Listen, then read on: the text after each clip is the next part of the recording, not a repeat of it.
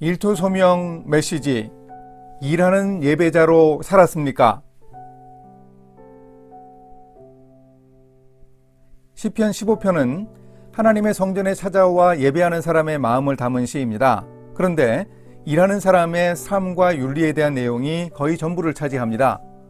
시편 15편에 대한 해석 중 성전에 도착한 순례자들이 성전 제사에 참여할 수 있는 조건들을 질문받는 성전 입장 예식문으로 활용했다는 견해가 있습니다. 성전 문지기나 제사장이 예배하러 온 순례자들에게 일상에서 지켜야 할 여러 내용들을 열거하며 성전 예배를 드리기에 합당한지 확인했다고 봅니다. 오늘 말씀 시편 15편 1절에서 5절입니다. 여호와여, 주의 장막에 머무를 자 누구오며 주의 성산에 사는 자 누구오니이까? 정직하게 행하며 공의를 실천하며 그의 마음에 진실을 말하며 그의 혀로 남을 허물하지 아니하고 그의 이웃에게 악을 행하지 아니하며 그의 이웃을 비방하지 아니하며 그의 눈은 망령된 자를 멸시하며 여호와를 두려워하는 자들을 존대하며 그의 마음에 서운한 것은 해로울지라도 변하지 아니하며 이자를 받으려고 돈을 꾸어주지 아니하며 뇌물을 받고 무지한 자를 해하지 아니하는 자이니 이런 일을 행하는 자는 영원히 흔들리지 아니하리이다. 1절은 성전에 온 순례자가 질문을 하는 것입니다. 여호와여, 주의 장막에 머무는 자 누구오며 주의 성산에 사는 자 누구오니이까? 그러면 성전 문지기인 제사장이 예배자의 입장 조건들을 제시합니다. 4가지 범주로 나누어 보았습니다. 첫 번째 질문을 통해 세상에서 어떤 성품으로 살았는지 확인합니다. 정직하게 행했는가? 공의를 실천했는가? 마음속으로 진정하게 진실을 말했는가? 말로만이 아니라 마음속 깊은 곳에서 진실하게 말하고 행동했습니까? 우리가 세상에서 살아가는 우리 인생의 자세에 대해서 하나님이 질문하십니다. 정직을 구호로만 외치고 누가 그렇게 말하니까 따라서 말하며 살 수 있습니다. 정직에 대해서는 그저 개념만으로 만족하고 살아가는 태도가 있습니다. 제대로 성찰해보면 이런 잘못이 꽤 보편적입니다. 그런데 하나님은 문지기 제사장을 통해 질문하십니다. 공의를 실천하며 일했는가? 공정하고 바르게 거짓 없이 일하고 살았는가 말입니다. 이 추상 같은 질문에 우리가 구체적으로 답해야 예배에 참석할 수 있을지 아니면 못할지 통보를 받습니다. 두 번째 질문은 언어 생활, 사람들과의 관계에 대해 삼가며 절제하며 살았는지 질문합니다. 혀로 남을 허물하는 것은 사람에 대한 모함입니다. 판단하고 비판하고 험담했는지 우리 자신을 돌아봐야 합니다. 또한 이웃에게 악을 행하지 않아야 합니다. 이웃을 비방하지 말라고 합니다. 십계명에서도 내 이웃에 대하여 거짓 증거하지 말라고 명령합니다. 왜 다른 사람에 대해 거짓 증언을 합니까? 자기 이익을 위한 이유 때문인 경우가 많습니다. 레위기에서도 돌아다니며 사람을 비방하지 말고 해코지에서 이익을 취하지 말라고 합니다. 험담해서 그 사람 평판이 나빠지면 내가 더 나은 사람이 될 수 있을 거라고 생각하는데 그건 착각입니다.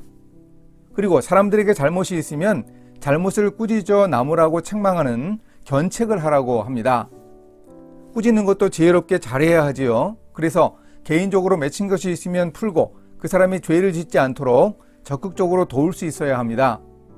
이어지는 하나님의 말씀은 이것입니다. 원수를 갚지 말며 동포를 원망하지 말며 내 이웃 사랑하기를 내 자신과 같이 사랑하라. 나는 여호와이니라. 이웃 사랑하기를 내 자신같이 하는 것, 우리가 하나님 사랑과 더불어 평생 계속해야 할 이웃 사랑이 바로 여기서 제시되고 있습니다. 두 번째 질문에도 우리는 분명하게 답해야 합니다. 우리의 언어 생활과 사람들과의 관계에서 잘못된 일을 삼갔는지 돌아봅시다. 세 번째 질문은 충성과 신의에 대한 질문입니다. 하나님을 믿는 사람으로서 세상에 대해서 분명하고 단호한 기준을 가지고 살았는지 돌아보아야 합니다. 망령된 자란 하나님의 세계, 영적인 진리를 모르고 세상의 가치를 좇아 사는 사람을 말합니다. 이런 망령된 사람들을 부러워하지 않고 하나님을 믿는 사람으로서 가치를 추구하는 삶에 자부심을 가졌습니까? 이런 사람은 여호와를 두려워하는 자를 존대합니다. 하나님을 경외하고 세상에서 하나님을 의지하며 살아가는 사람들을 존경하고 본받았습니까? 이 질문은 세상 사람들과 단절되고 예수 믿는 사람들과만 교제하라는 편협한 이혼론을 옹호하지 않습니다. 어떤 자세로 우리는 충성된 삶을 사는지, 하나님 나라에 합당한 삶을 과연 살고 있는지 돌아보게 합니다. 우리가 과연 가치 있게 여기고 귀하게 보는 삶이 어떤 것입니까? 거룩함을 추구하는 삶입니까? 세상 사람들이 환호하는 멋있어 보이는 삶입니까? 네 번째 질문은 그야말로 직업을 가지고 살아가는 사람들에게 필요한 거래 관계에 관한 질문입니다. 먼저 약속을 지켰나 질문합니다. 서원한 것이 이익이 안 된다고 파기하지 않았나 질문합니다. 신의를 지키면서 비즈니스를 했는가 말입니다. 이익에 따라서 말을 바꾸지 않았나요? 계약 파기가 갑을관계에서 비일비재하게 벌어지는데 이 질문에 답해야 합니다. 또한 성전 문지기는 이자를 받으려고 돈을 구워주지 않았는지, 불법적으로 폭리를 취하지 않았는지 질문합니다. 율법에서는 유대인들 간에는 이자를 받지 못하게 되어 있었습니다. 먹고 살 것이 없어서 빌리는 것은 생계에 관한 문제이니 이자를 받지 말라고 금지했습니다.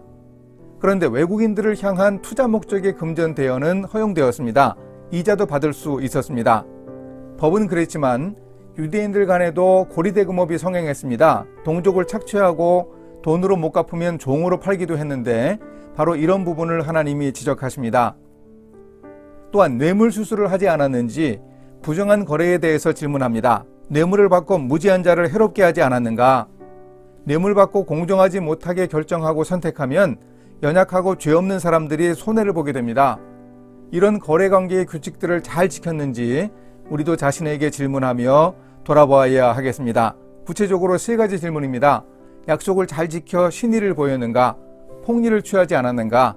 뇌물 수수를 해서 거래관계를 왜곡하지 않았는가? 이렇게 4가지 주제의 총 10가지 질문에 예배 참석을 하려는 순례자들이 대답할 수 있어야 예배가 가능했습니다.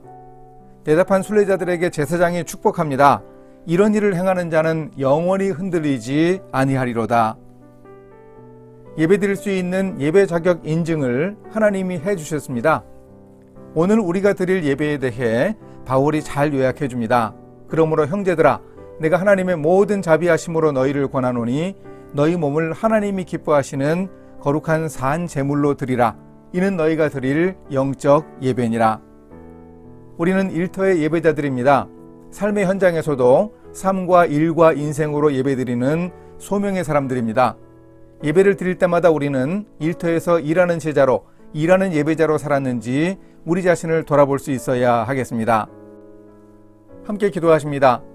영광과 찬송을 받으실 하나님, 우리가 하나님께 예배드리며 삶 속에서 일하는 예배자로 살았는지 꼭 확인하겠습니다.